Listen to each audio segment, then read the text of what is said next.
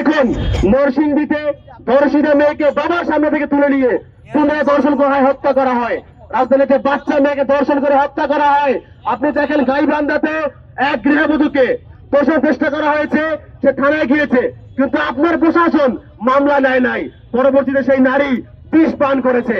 আপনি দেখুন পুরো দেশ জুড়ে কি চলছে, এগুলো অবশ্যই শক্ত হাতে নিয়ন্ত্রণ করুন। আপনাকে শক্ত হতে হবে যে ক্রাইমের বিরুদ্ধে জিরো টলারেন্স নীতি গ্রহণ করতে হবে।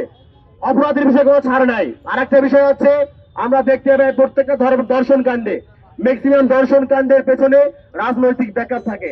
আপনারা দেখেছেন নরসিংদীতে যে ঘটনা ঘটেছে, সেখানে যে ধর্ষক নুরা, তার কাছ থেকে টাকা খেয়ে স্থানীয় বিএনপি নেতা মেম্বার তিনি কিন্তু তার কাছ থেকে টাকা খেয়ে আপোষ করে দিয়েছে বিচার না করে, এবং হচ্ছে ধর্ষিতার পরিবারকে এলাকা ছাড়ারও হুমকি দিয়েছে।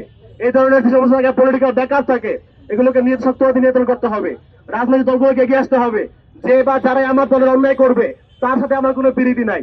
যে অন্যায় করবে তাকে যেমন দলে রাখা হবে না, একই সাথে তাকে আইনের তুলে দেওয়ার দায়িত্ব আমার দলের, এটা নিশ্চিত করতে হবে।